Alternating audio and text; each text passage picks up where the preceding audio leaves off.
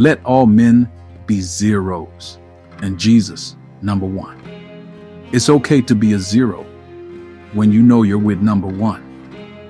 Zeros on their own has no value or weight, but put a one in front of it, and its significance and worth would send a plea from any bank account, advocating in a gentle, soft-spoken tone. More zeros, please. Before choosing his disciples, Luke's account tells us that Jesus went off to the mountain and spent the whole night in prayer to God. And when day came, he called his disciples to him and chose 12 of them, whom he also named as apostles. Luke 6:12-13. A day has 24 hours, and divided into night and day would mean that Jesus spent 12 hours praying before choosing his disciples.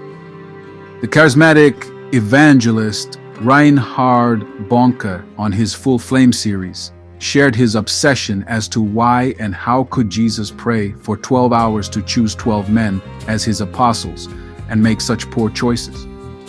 How could he choose Simon and call him Peter, a rock, knowing he suffers from mild attitudinal schizophrenic and behavior dysfunctionality, an unstable candidate who acts before thinking? He also chose the vindictive brothers, James and John, sons of thunder, who would have easily reduced Samaria to a rubble pile of dust and ashes because they, the Samaritans, refused Jesus and his message of hope. But the least is worst.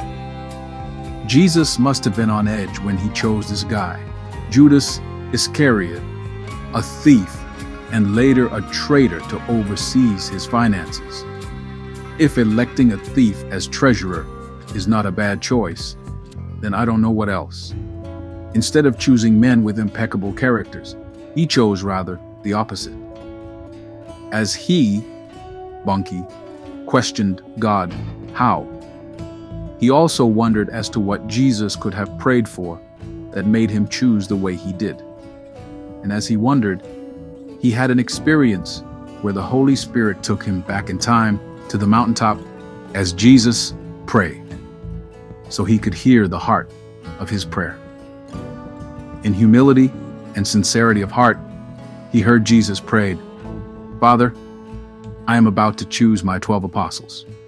Please, don't let me choose as the world chooses. Not my will, but yours be done." By human standards and estimation, the smartest thing would have been for him to go to the great universities of his day in search for renowned scholars and great orators with eloquence and outstanding vocabulary. But wisely, not smartly, he didn't choose the supermen, wonder boys, and heroes of his time, but rather the regular average Joes.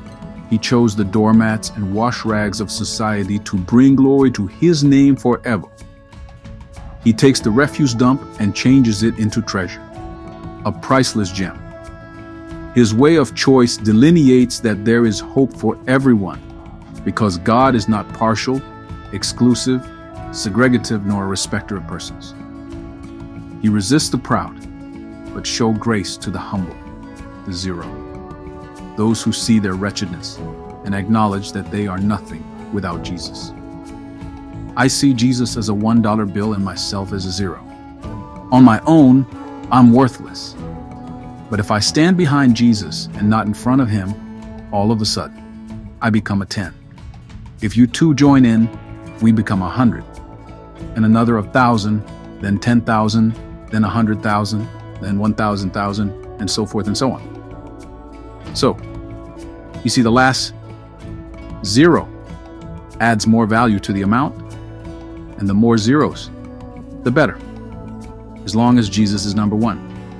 You are so special and highly treasured by God because you are a zero. God bless you.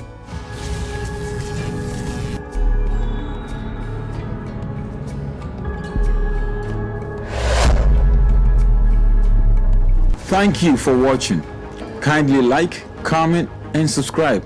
Click on the notification bell so you can be alerted anytime a new video is uploaded. And please don't forget, share and be a blessing to someone. God richly bless you. Shalom.